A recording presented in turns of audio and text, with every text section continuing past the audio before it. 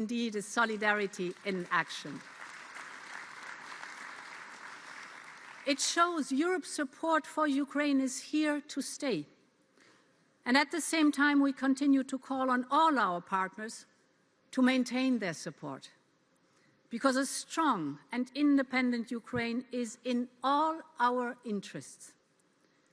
Our ambition is not only to help Ukraine endure, it is to help Ukraine grow and prosper as a free and European country.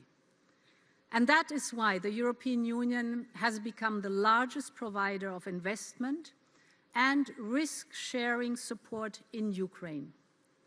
We're helping cities and towns to rebuild. We're supporting the resilience of the energy sector. We are providing financing to businesses, including in the frontline regions.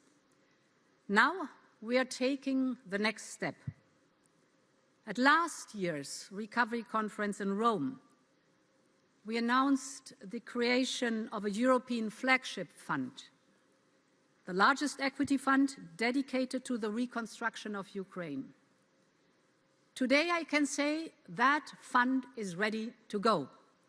It will invest in some of the most strategic sectors of Ukraine's future, from clean energy to infrastructure, to the high-growth companies that will drive Ukraine's economy in the decades ahead. The fund is backed by the European Union, Poland, France, Germany, and Italy. It can mobilize up to €500 million still this year, with the aim of reaching €1 billion over time. So public capital will take the first share of the risk. And this creates the confidence needed to attract private investment of scale. And the message is simple that we are sending to investors. When you invest in Ukraine, you're not only investing in Ukraine's future, but you are investing in Europe's future.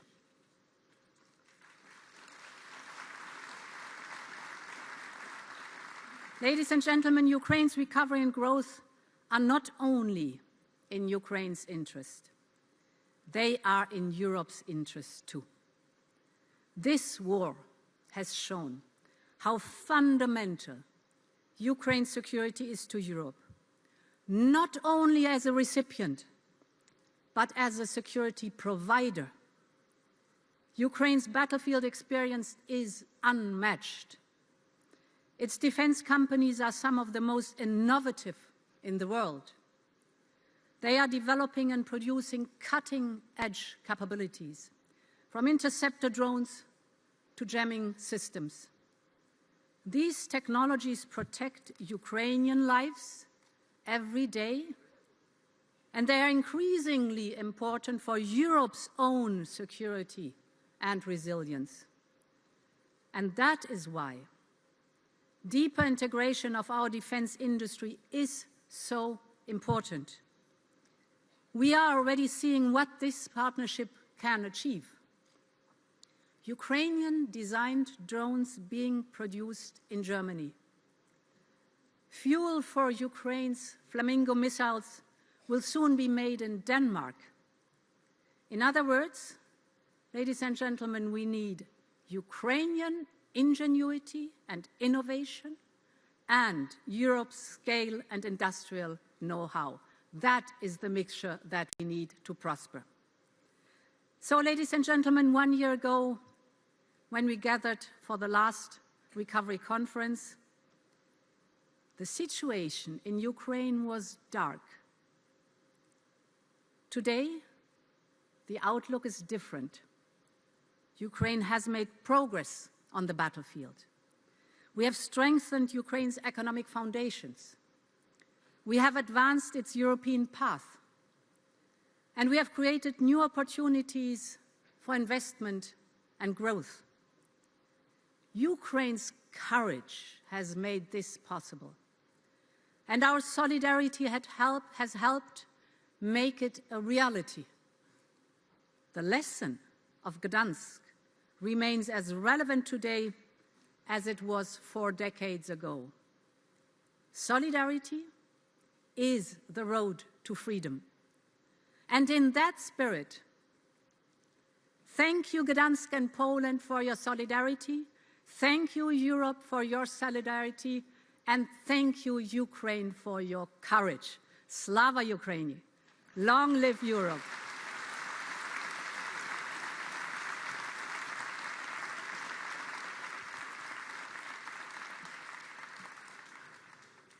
Dziękujemy. Prosimy teraz... Thank you very much indeed. And the floor goes to European Council President Antonio Costa.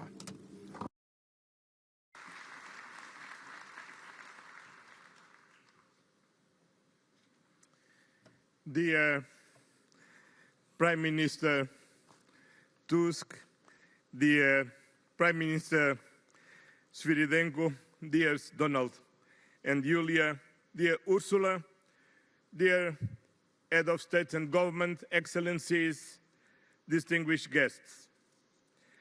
It's a pleasure to be here in Gdansk on behalf of the 27 member states of the European Union. Gdansk is the birthplace of the solidarity movement and the lasting symbol of courage, resilience, and the struggle for freedom against Soviet imperialism.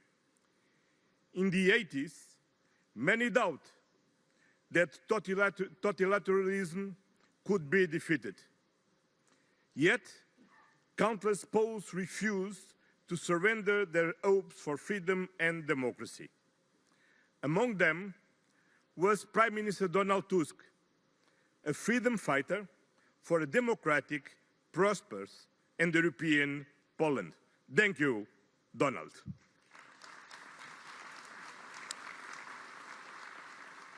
In 2022, many people also doubted that Ukraine, its resilience, its courage, and its unity. 4 years later, Ukraine continues to resist and fight for a sovereign, democratic, free, and European future. Despite the brutality of Russia's ongoing attacks on critical and civilian infrastructures, it has failed to achieve its objectives in Ukraine, nor has it succeeded in dividing the European Union or preventing us from supporting Ukraine. From day one, the European Union has stood and will continue to stand firmly with Ukraine. The European Union is its largest donor, providing over 200 billion in support since 2022. And to bolster Ukraine's resilience, we have recently established the Ukraine Support Loan with further 90 billion euros. This will address urgent needs, including military needs, and as President von der Leyen already mentioned earlier, the first payment from the support loan to Ukraine was made today. It shows our support is consistent and unbreakable to help Ukraine achieving a just and lasting peace. Ukraine has shown readiness for an immediate ceasefire and for sustained diplomatic efforts toward a just and lasting peace. The European Union supports all initiatives that contribute to peace while increasing pressure on Russia through sanctions. We have adopted 20 packages and we are preparing the next one. We have made a political decision to roll over sanctions by 1 year instead of just 6 months. These measures are working and aim to bring Russia to genuine negotiations. The European Union is ready to contribute to that process. Yet, it is Ukraine that will define the terms of a comprehensive, just and lasting peace. No one can talk on behalf of Ukraine only Ukrainians can talk on behalf of the Ukrainian people. Such peace must respect international law and the United Nations Charter. It must affirm Ukraine's independence, sovereignty, and territorial integrity. It must guarantee Ukraine's long-term security and self-defense. But our vision goes beyond the war. We are already preparing Ukraine's future. Reconstruction is not only about repairing destruction. It is about building back a better Ukraine. We are laying the foundations for a modern, green and digital economy that will strengthen the entire European continent. Ukraine's recovery process goes hand in hand with its path to the European Union accession. For millions of Ukrainians, the future is defined by our shared destiny.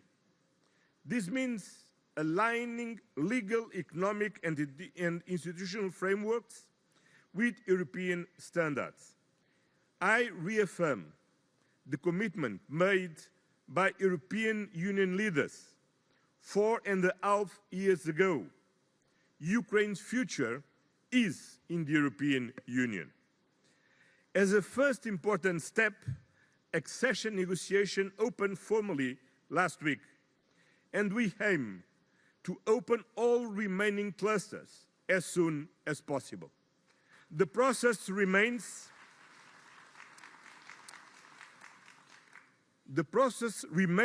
of course, merit-based, but Ukraine has already achieved remarkable reforms under extraordinary circumstances.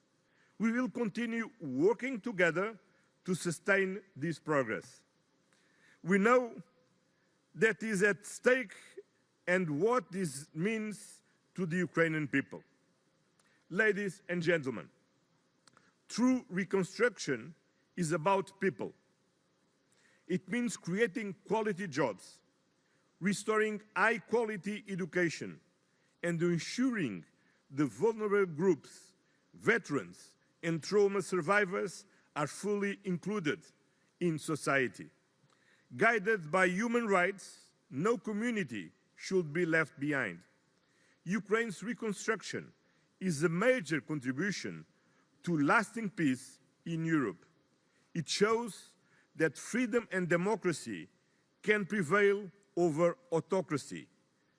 Let us remain united in this effort.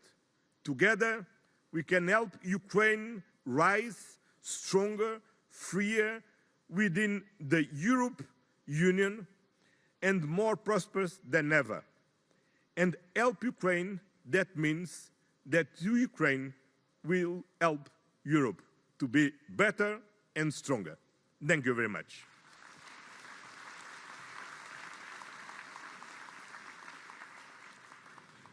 Dziękujemy. Thank you. I will now ask Friedrich Merz, the Chancellor of Germany, to take the floor.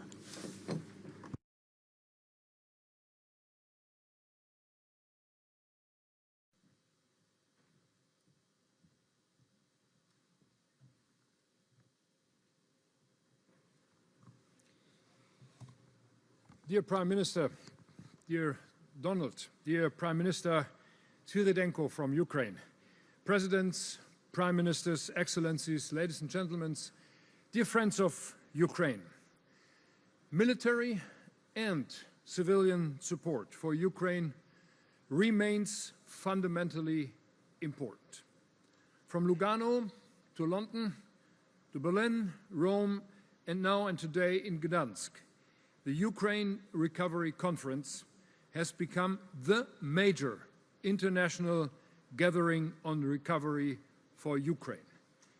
That is why I'm pleased to be here with you today as a sign of our unwavering commitment. And ladies and gentlemen, dear friends, there is another dimension which makes this year's conference special for a German chancellor in specific. Donald, you reminded us, more than 87 years ago, this place, not far from here, a few minutes, the World War II began.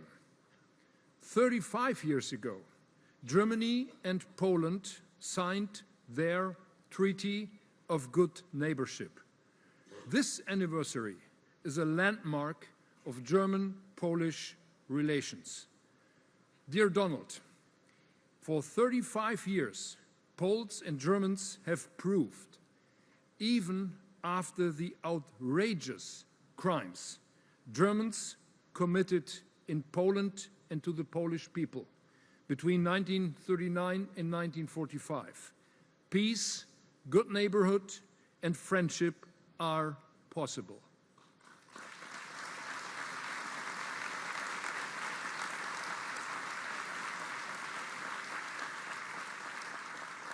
I'm deeply grateful to the Polish people for this. And today, the big picture is the following. As Europeans, we stand shoulder to shoulder, not just to defend security or defend prosperity on our continent. We are standing shoulder to shoulder to defend freedom on our continent. And that is why we are standing shoulder to shoulder with Ukraine.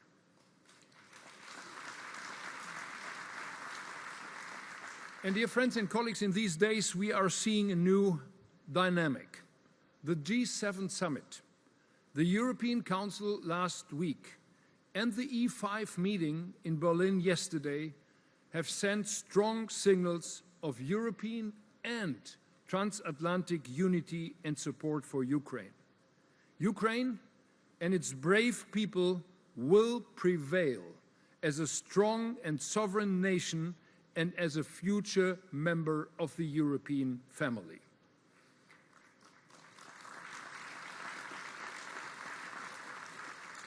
But at the beginning of this year, during one of the coldest winters in a long time, the Ukrainian energy sector faced particular pressure as Russia relentlessly attacked heating and power plants. To counter this, we intensified our efforts, including significant additional contributions to the Ukraine Energy Support Fund and the provision of combined heat and power units. I'm saying this because we must now prepare Ukraine for next winter. Ladies and gentlemen, dear friends and colleagues, allow me to highlight 4 areas where we are making tangible progress together and where Europe is delivering for Ukraine. First, security. Security is the foundation of everything. Reconstruction, investment, and sustainable development are only possible in the long term with security. I would like to commend Poland for giving security and defense a prominent place at this year's conference here in Gdansk. And that is why our military support to Ukraine remains strong.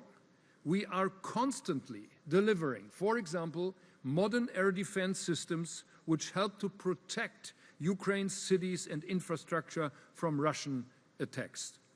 We are seeing new German-Ukrainian joint ventures appear which play a key role in remarkable and impressive innovative technologies and enhancing our common European security. To strengthen Ukraine's security is so to strengthen Europe's security, my dear friends. Second, investment. In Rome, and Ursula mentioned that, we announced the idea of a European flagship fund for the reconstruction of Ukraine. Today, here in Gdansk, we are delivering on what we promised. The fund brings together Germany, Poland, Italy, and France. We want to mobilize substantial private investment in strategic sectors of Ukraine's economy, infrastructure, energy, industry, logistics. The reason behind that is quite simple. Public funding alone will never be enough to rebuild a country that has suffered such massive destruction. With an initial public package of up to 220 million euros, we are creating the confidence and the risk-sharing mechanism that private investors need to engage now. By investing now and committing long-term capital, Europe is sending a clear message. We believe in Ukraine's future within the European family. Third, reforms. Investments are crucial for recovery and they require confidence. And confidence depends on strong institutions. That is why the reforms undertaken in the context of Ukraine's EU accession process are so important. Continued progress in the fight against corruption and in strengthening the rule of law is essential for maintaining the trust of citizens, international partners and investors alike. The strong German business presence at the URC 2026 here shows that Germany and its private sector are ready to contribute to recovery and prosperity. Fourth and last, people. 2 years ago, the conference in Berlin, we created the Skills Alliance for Ukraine, a unique multi-stakeholder platform dedicated to training Ukrainians. Since then, the alliance has mobilized an impressive 1.2 billion euros for current and upcoming vocational training initiatives. This initiative reflects our conviction that reconstruction is not only about rebuilding what was destroyed, but also about investing in the people who will shape Ukraine's future. Now, ladies and gentlemen, security, investment, reforms, people. These are the building blocks for Ukraine's recovery. Together with our partners, we stand ready to support Ukraine in all 4 areas. And today's meeting in Gdansk marks a moment of hope. Ukraine is in a new position of strength.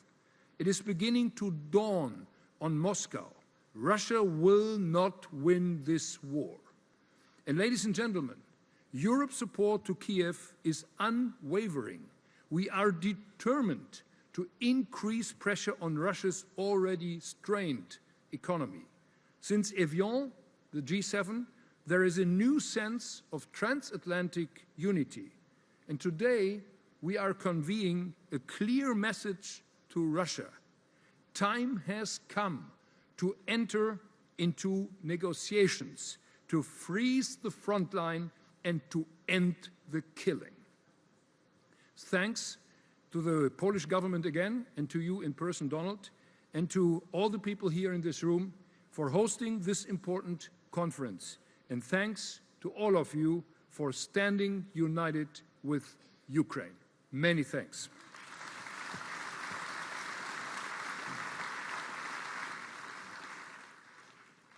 Dziękuję. Thank you very much. Now I will give the floor to Gitanas Nausėda, President of the Republic of Lithuania.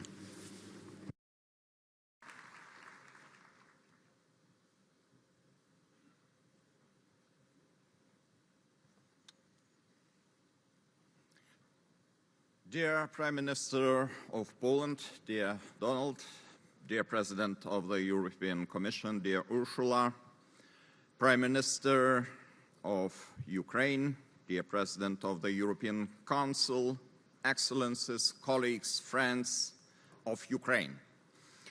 We meet at a decisive moment. Ukraine is defending not only its territory, but also the future of Europe, our freedom, our security, and the rules-based international order. That is why our messages must be clear. First, Ukraine belongs in the European Union. We welcome the opening of the first negotiation cluster, Fundamentals, with Ukraine. This is an important political message. We have been waiting 1 year for this moment, and now it is the right time to prove that we stand by our real political commitments.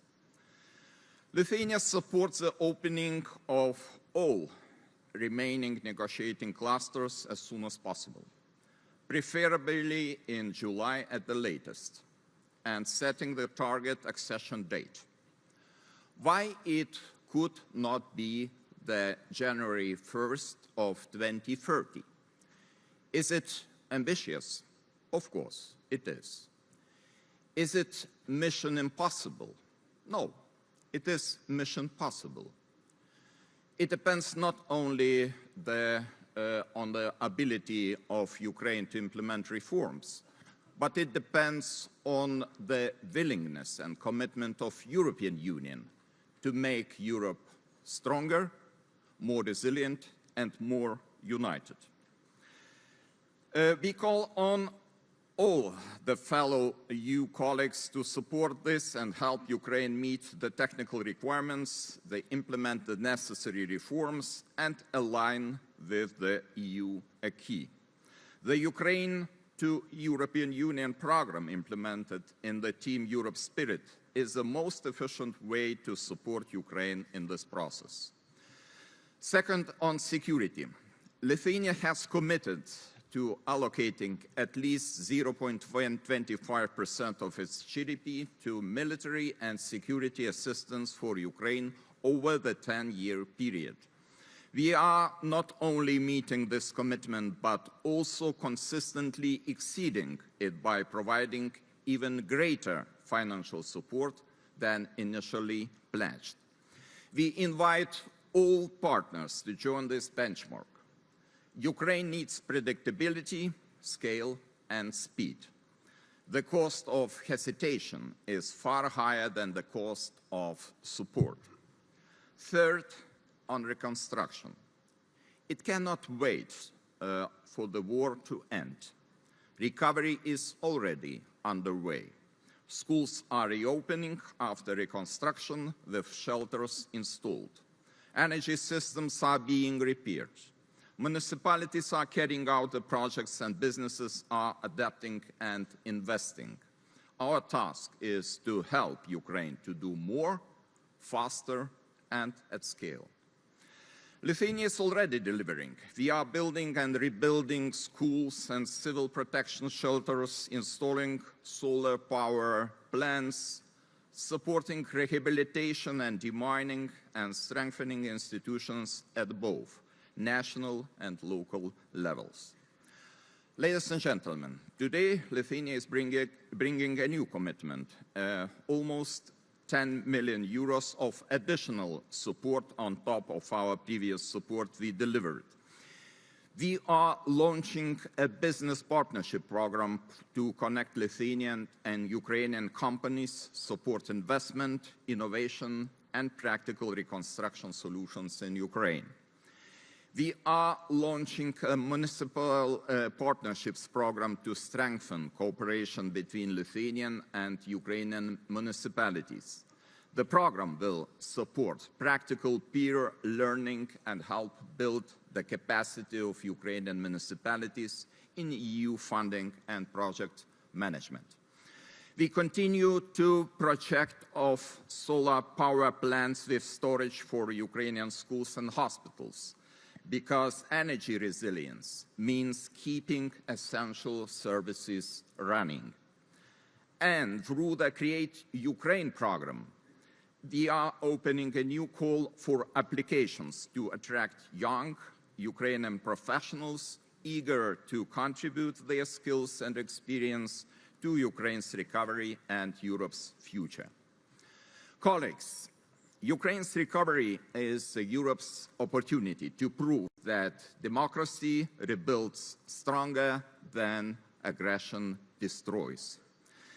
Lithuania will continue to act. We invite all partners to do the same, support Ukraine's defense, invest in its recovery, and help bring Ukraine into European Union.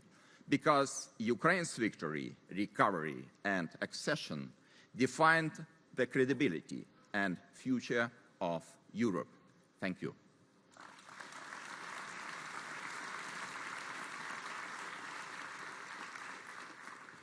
Dziękujemy. Thank you very much.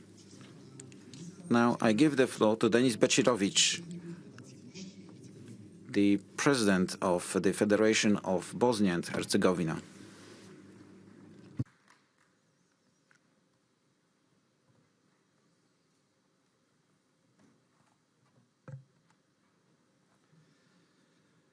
Esteemed Prime Minister Tusk, esteemed Prime Minister Svyrydenko, Excellencies, ladies and gentlemen, we have gathered today in Poland to discuss the recovery of Ukraine and to send a message of encouragement and solidarity with Ukraine.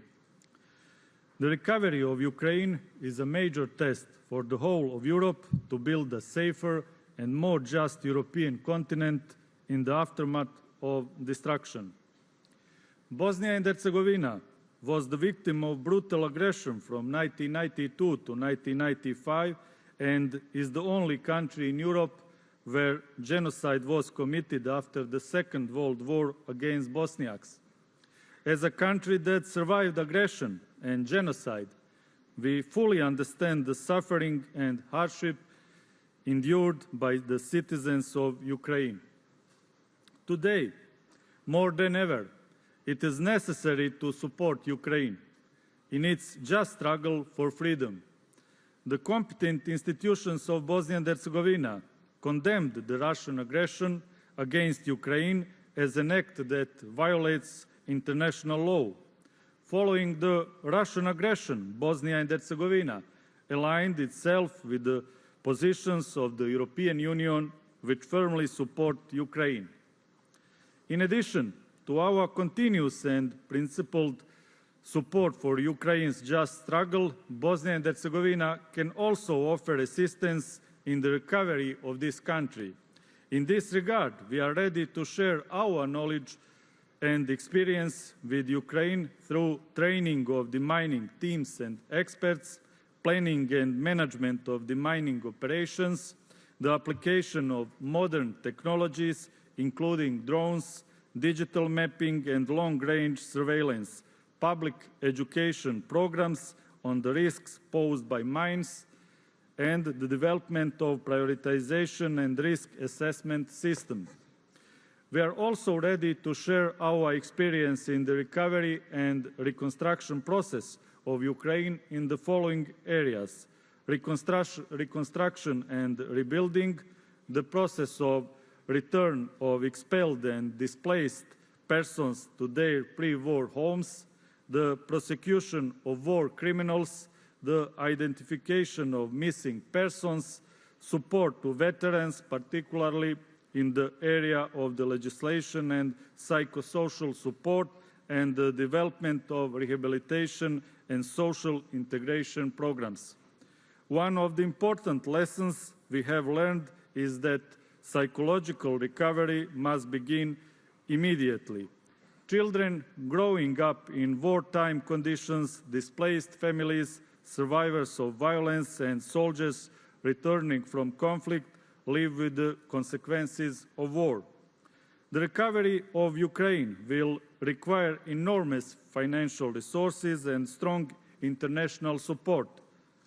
Our experience shows that the trust of citizens and international partners is strengthened through transparent public procurement procedures, strong oversight mechanisms, and the involvement of local communities in decision-making processes.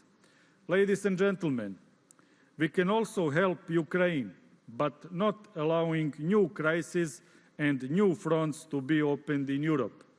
Any opening of new crises in the Western Balkans weakens Ukraine, weakens Europe, and threatens the values for which we are fighting together. We must not underestimate Russia's ability to destabilize the Western Balkans through its proxies. Therefore, I call upon the free world to provide even stronger support to Ukraine, while at the same time preventing the destabilization of the Western Balkans. Bosnia and Herzegovina will always stand with those who fight for justice, peace, and human dignity. The recovery of Ukraine is not merely the reconstruction of infrastructure and the economy. It is the restoration of the trust in the international order and in the values of democracy. Thank you for your attention.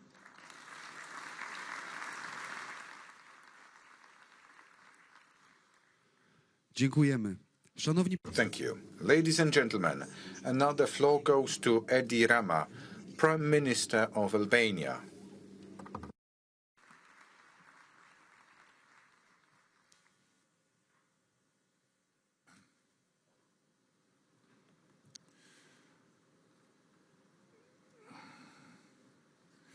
I'm sure that the best contribution you are expecting from me is a short speech, and I will deliver.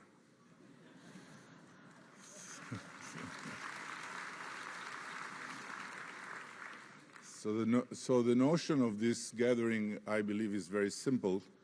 If reconstruction waits for the last shot to be fired, it will be already too late. And that is why we are here today. Meanwhile, Ukraine is already rebuilding while defending itself. This is a great meaning of this conference, and Albania is here with a very simple conviction. Ukraine must secure the peace with the same determination with which it is defending its freedom. On the other hand, we also see Ukraine reconstruction and the Western Balkans European integration as mutually reinforcing. Both are about completing Europe, strengthening resilience, and reducing strategic vulnerabilities. Of course, reconstruction is not charity, it is strategy. It is not only about repairing what has been destroyed, it's about building a Ukraine that is democratic, European, modern, and resilient, and showing that the whole Europe is capable to do so. So, in conclusion of my quick speech, that I'm sure you appreciate, Ukraine is rebuilding Europe's courage. Europe must help rebuild Ukraine's future. Thank you so much.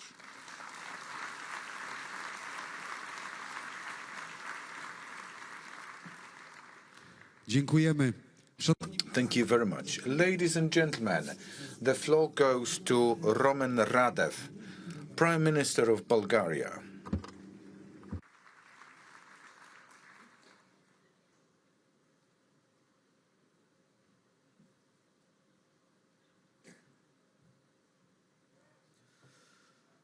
Dear guests, ladies and gentlemen, 2 weeks ago, on the 11th of June, the war in Ukraine surpassed as a duration the first truly global conflict, World War I.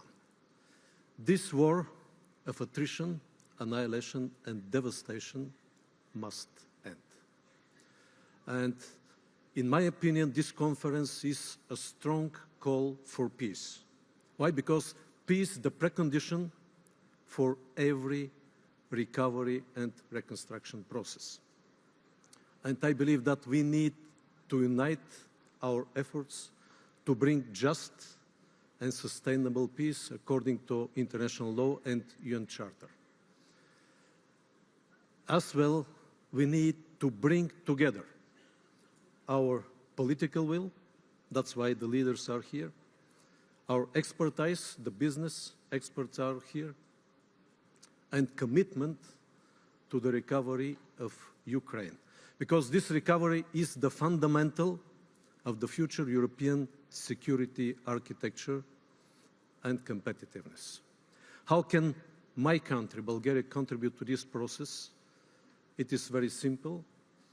our contribution spreads over the three main pillars of the recovery process: reliable energy, fast lines of transport communications, and maritime security in the Black Sea. Talking about delivering secure energy diversification energy routes, Bulgaria has been already in this game, playing a pivotal role based on our strategic geographical location. We have been working on expanding the vertical gas corridor from south to north and connecting the gas transmission networks of Greece, Bulgaria, Romania, Hungary, Slovakia, Moldova, and Ukraine. Very important. Enlarging our capacity. Not to forget, we have a free access to the 5 Turkish LNG terminals with the total capacity of 30 BCM and the old Trans-Balkan gas pipeline, so we can deliver in a reverse mode more than 80 BCM per year gas from the Mediterranean LNG terminals north to Moldova and Ukraine. Talking about transport, we have been working intensively on corridor number 8, connecting Adriatic to the Black Sea. Also, sea to sea, multimodal transport corridor, both railway and road, from Greece through Bulgaria to Romania, Constanța, and north to Odessa. And there are other options. There is a growing interest for rail connectivity from the Gulf countries based on the risk in Hormuz Strait through Syria, Turkey, Bulgaria, and again north to Ukraine. So this is a highly supportive transport network to deliver everything necessary for the construction process, reconstruction process in Ukraine. And finally, again, we need peace, we need secure maritime transport, we need freedom of navigation. That's why Bulgaria and Romania, being the EU member states, we strongly contribute to this process. And the last one, we believe that the EU enlargement process and the integration of Ukraine is the best engine to drive the reforms and to provide the necessary favorable conditions for investment in Ukraine. Not to forget, Bulgaria is the only EU country or the EU member state with the biggest national minority in Ukraine. More than 250,000 Bulgarians as a diaspora live in this country, and we are highly interested in peace and best business and recovery opportunities. We are ready to work and we are highly committed. Thank you.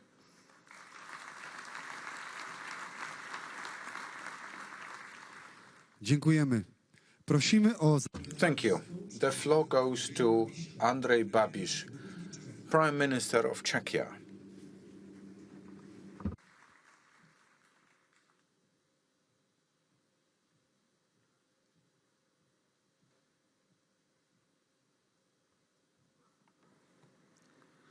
Good morning, ladies and gentlemen.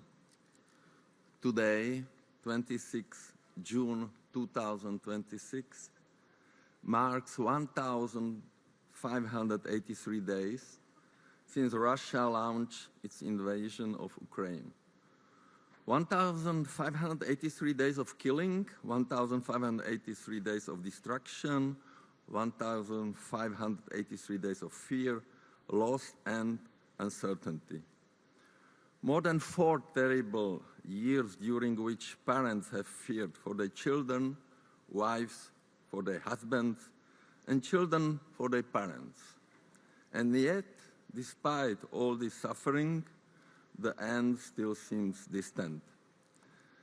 There seems to be no will, no real effort to stop the killing, the destruction, the misery.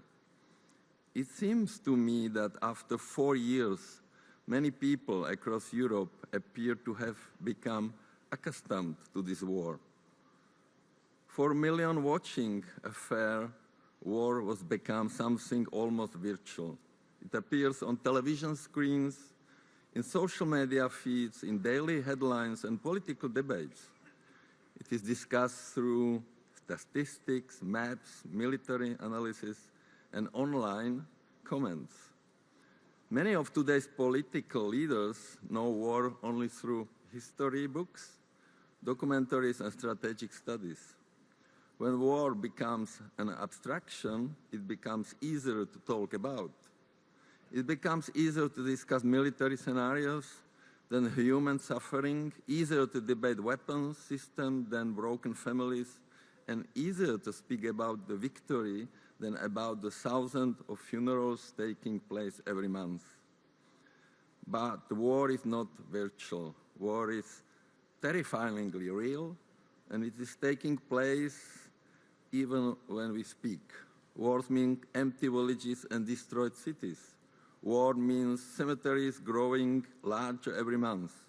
War means children growing up without fathers. War means young men who will never return home. It means more widows, more orphans, more disabled veterans, and more hatred that will be inherited by future generations. Ukraine has already paid a terrible price. Entire communities have been displaced. Millions have fled their homes. Birth rates have collapsed. Families have been separated across borders.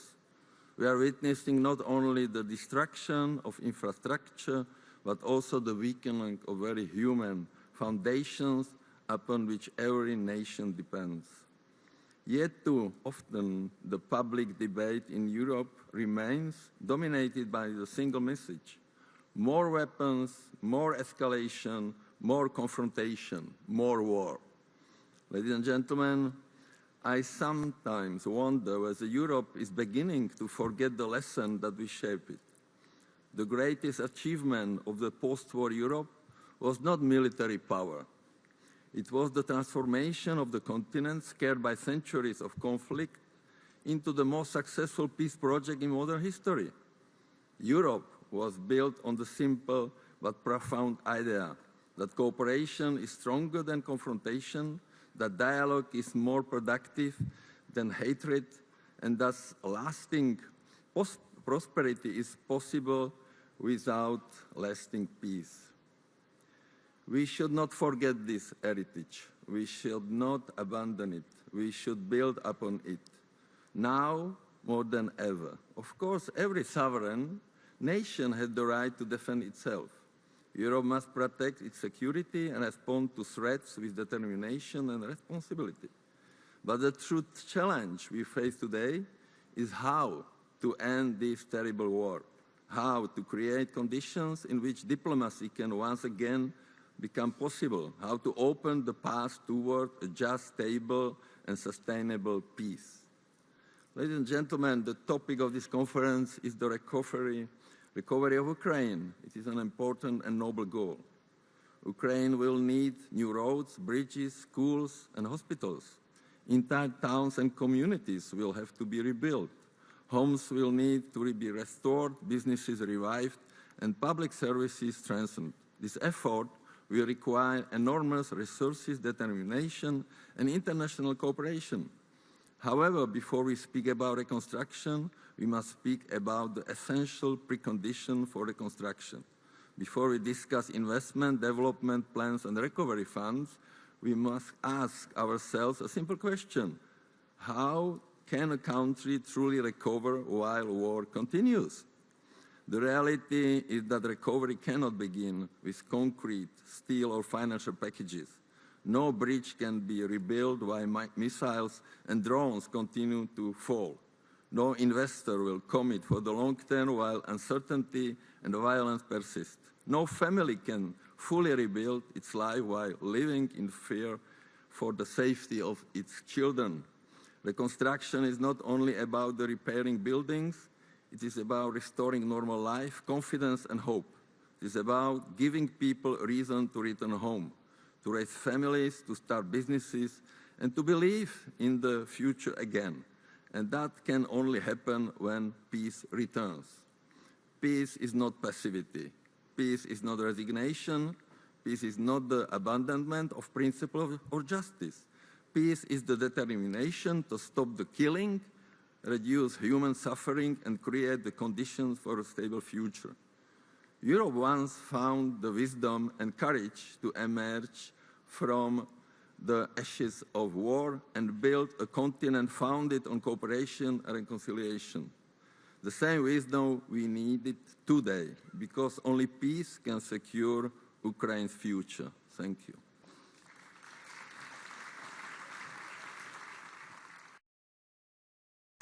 Thank you very much. The floor goes to Kristen Michal, Prime Minister of Estonia.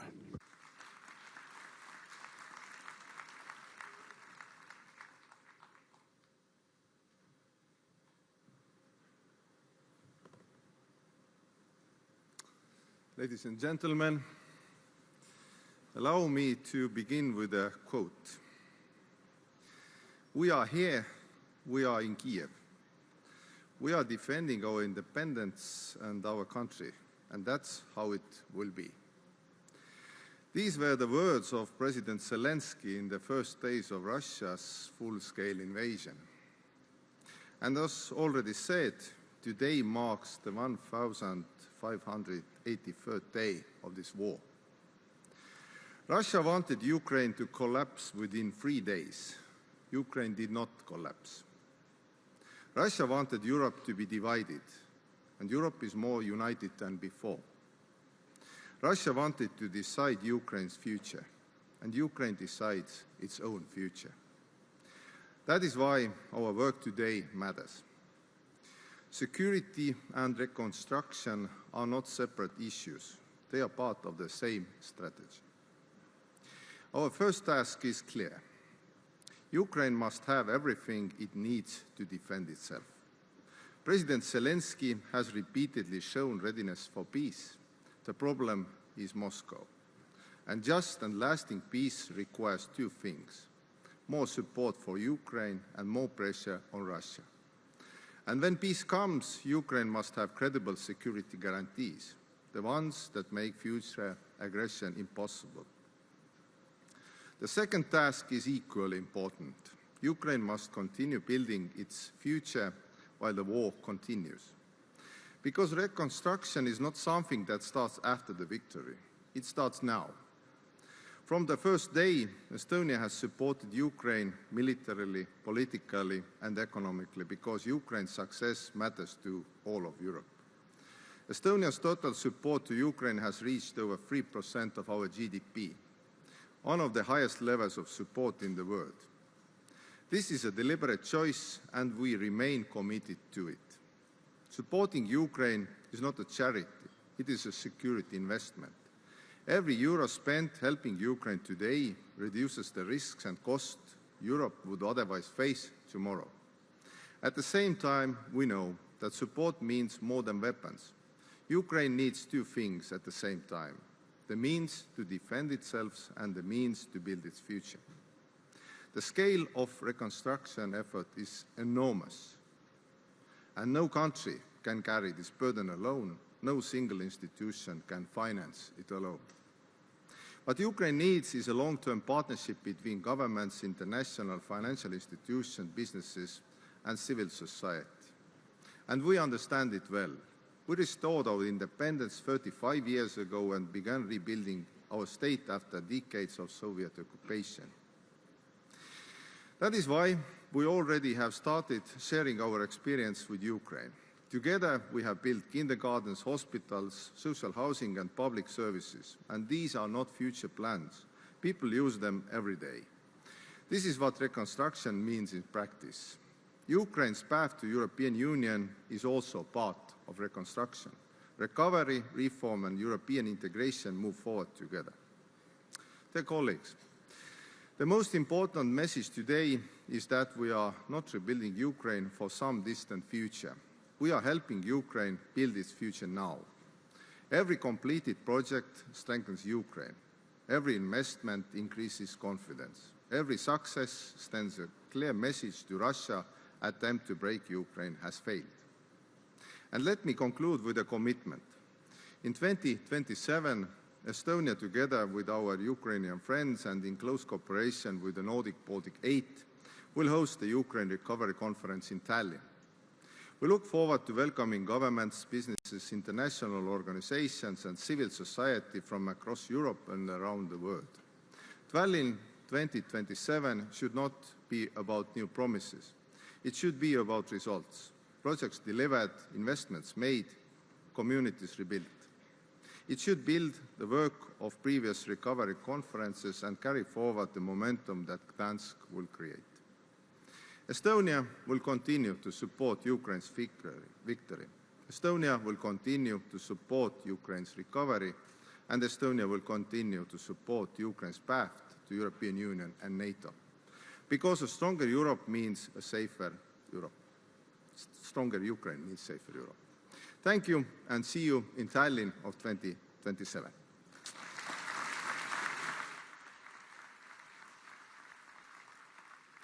Dziękujemy.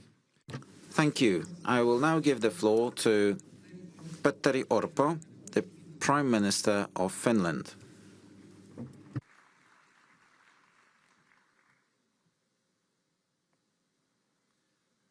Distinguished colleagues, ladies and gentlemen, Ukraine has defended its right to peace and sovereignty for more than 4 years. And I thank Poland and Ukraine for hosting this important conference. Today's conference shows the strong commitment of all partners to Ukraine. Our support must continue for the long term, economically, militarily and politically. Finland's support remains unwavering. Over the past winter, we have responded to urgent humanitarian needs caused by Russia's attacks on civilian infrastructure, and we are already looking ahead to next winter. Our development cooperation, ongoing since 2014, enables chances for a better future in Ukraine's key sectors. Ukraine has become, by far, Finland's most significant partner in development cooperation. Our defense support also remains strong. We have delivered 33 material assistance packages to Ukraine. And today, I'm proud to announce that my government has decided to contribute an additional 40 million euros to Pearl initiative.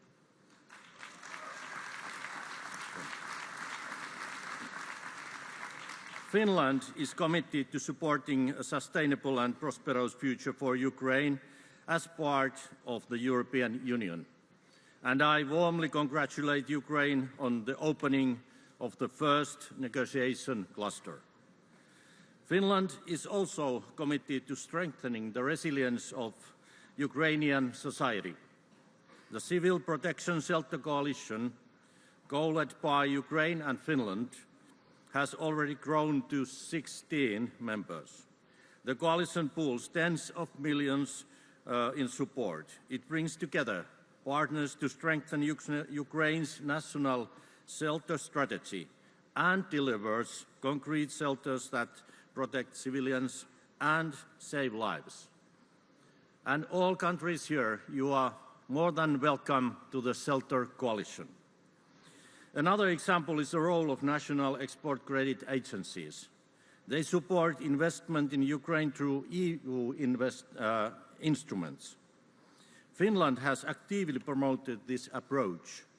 Involving national actors is essential for faster reconstruction. I welcome the rapid progress in this work.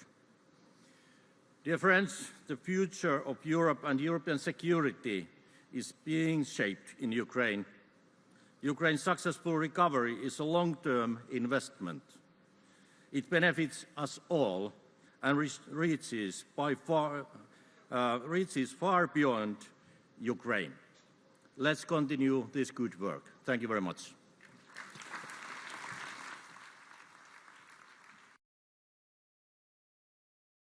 Thank you very much, Now I give the floor to Andris Kublis, the Prime Minister of Latvia.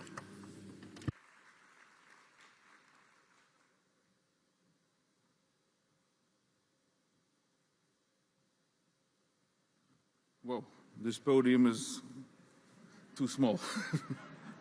We need to change the standards. Same as we need to change the standards in defense.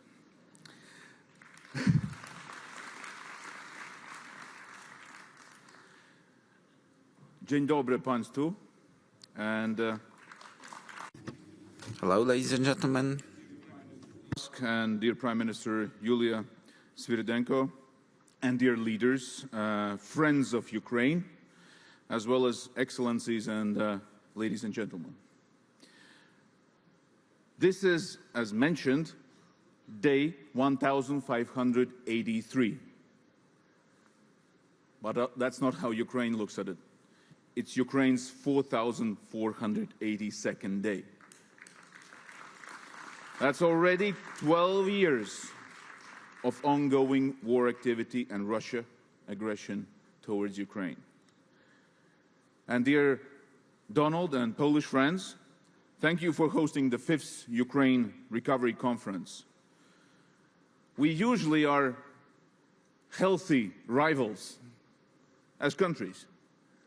But I think when it comes to supporting Ukraine and for our eastern flank defense, we are as united as ever. And we are the voice of Ukraine in EU because we know better than others. And Ukraine requires reconstruction on the go, not after the war, but now, while the war is going on. And Latvia continues to provide reconstruction in energy, in military support to Ukraine, totaling 1.13 billion already since 2022. We are third after Denmark, Estonia, and Baltics are right after and on the top, with Norway and Finland, because we know it is over 1,000 euros per capita what we support. Others should step in, because we've been way too slow and way too hesitant, as you mentioned, to support Ukraine. We're just doing it step by step. No, Ukraine needs it now. Now is the momentum. We see now is the momentum. We should push this support in order to change the war trajectory. That's the only way. The Latvian government and private sector and non-governmental organizations all support Ukraine. Just one example. I think Latvian people support even more than what I'm saying from the government side, because up to today, 3,600 vehicles have been sent to Ukraine to support Ukrainians by just 3 people, by 3 activists. That's just one example from many. That's 2 vehicles per day. We're small, but we're big-hearted because we know. And I welcome that 4 Latvian companies are represented here in military support, demining, in energy, housing, and digital sector. All the sectors which are required now in Ukraine as much as it's possible. And Latvia recovery focuses continue to be on the Ukrainian region on Chernihiv. And since 2022, Latvia has restored 3 medical facilities, 5 educational institutions, established 3 support centers for women, created premises for Chernihiv Regional Human Rights Protection Center, and provided housing. Latvia continues to support Ukraine in energy sector, and Latvia already now donated the thermal power plant equipment, which is so vitally necessary for the coming winter, for Kharkiv region. We are ready to support even more with the thermal electric station equipment, which we have. And thanks to also Germany, who found also resources in order to help us to, for the logistics, to manage that in time before the winter comes, because we know how difficult it could be next winter. And For the third year, our military support to Ukraine is 0.25%. Actually, it's 0.3% of our GDP annually. But Ukraine is also ready to support us, and that's an area we should cooperate much more.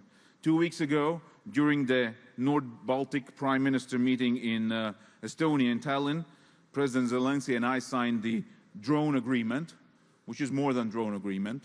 This is an umbrella over our skies to keep us safe from the drones. And there's no other country in the world who knows how to utilize most efficiently the military equipment in order to fight the drones.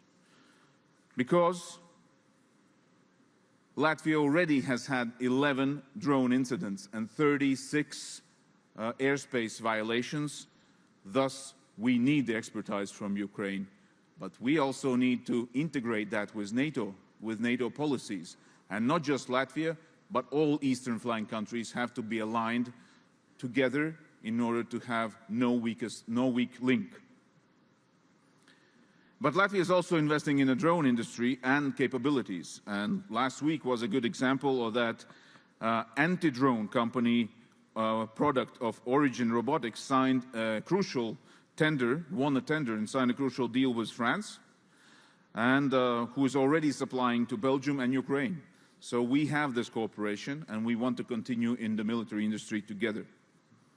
In addition, Latvia can offer a very unique opportunity. We have one of the biggest in eastern flank military ranges, where we can provide even electromagnetic testing grounds, which is so vitally needed for the military industry. And to conclude, as Ukraine is increasingly successful on the battlefield, it continues to contribute to Euro-Atlantic security. And we need to continue implementing the peace through strength approach, leading us to joint and lasting peace in Ukraine. And we should learn from Ukraine.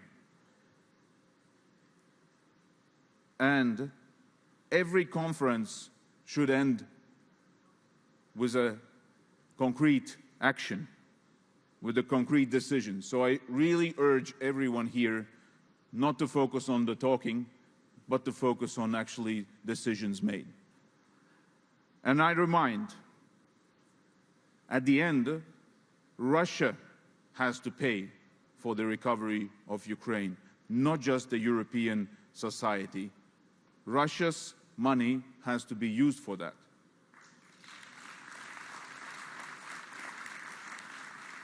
And let's not forget, only strong economy means strong defense. So the economic ties are vitally important. Dziękuję bardzo.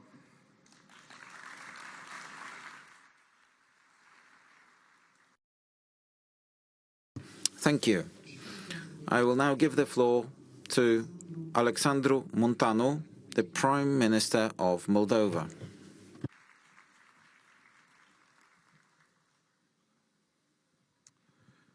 I agree with Andris. We need the biggest thing here.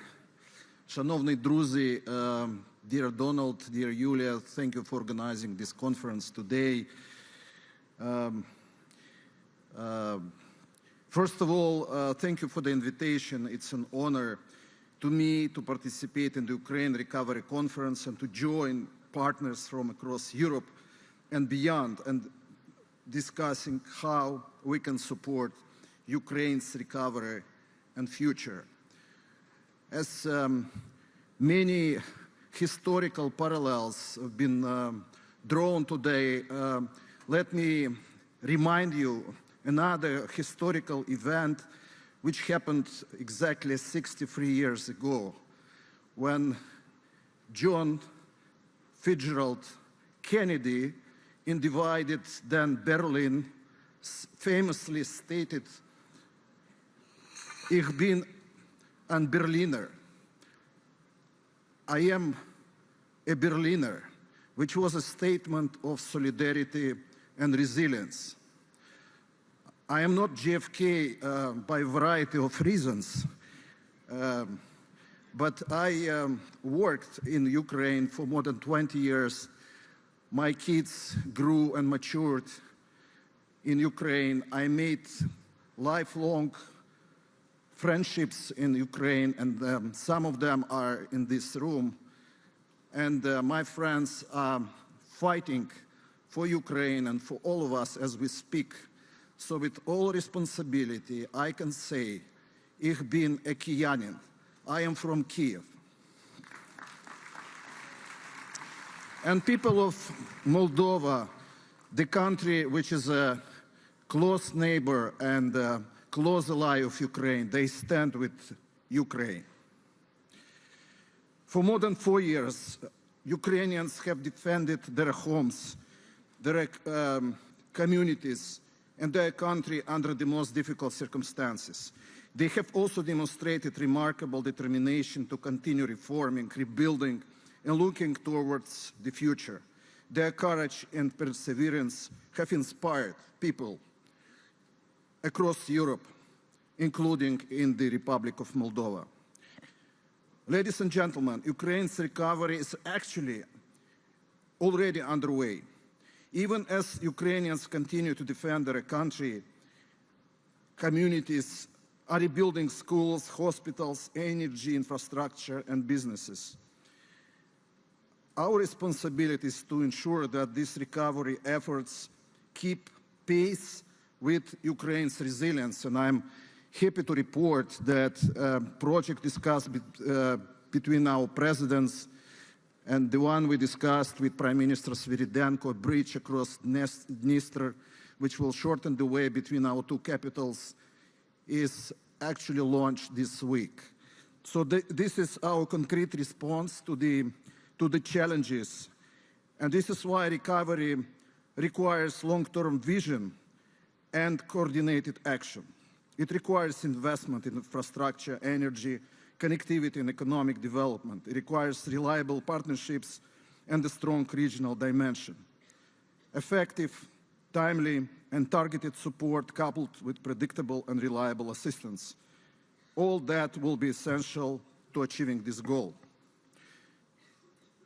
These ambitious reconstruction efforts require advanced planning and implementation of numerous national and regional initiatives, particularly in the fields of infrastructure, transport, and energy, cross-border infrastructure, transport links, and energy networks. We stand ready to further develop our infrastructure and enhance our role in logistics and supporting Ukraine reconstruction.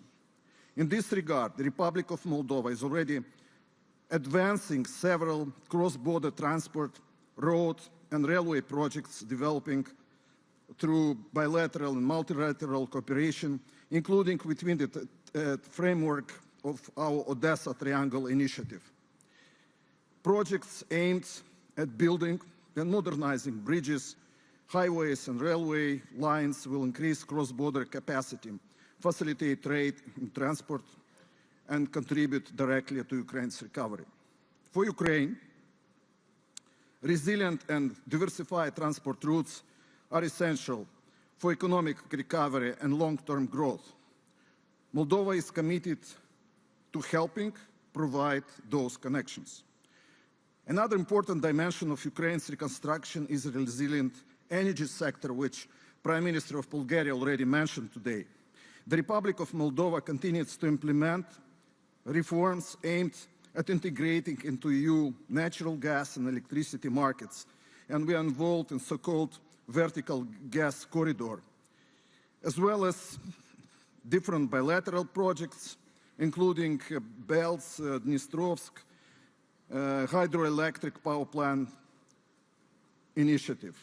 At the same time, we and the Moldovan government investing in the expansion of renewable energy production, which can further contribute to the diversification of energy resources to Ukraine. We planned a trilateral meeting with the Prime Minister of Svyrydenko, with my counterpart in Romania, and we'll certainly organize it in the beautiful city of Chernivtsi, where famously, historically, the mayor of Chernivtsi was speaking 5 languages. I would like to thank you all for supporting Ukraine, because by supporting Ukraine, we support Europe and the entire region, including Moldova.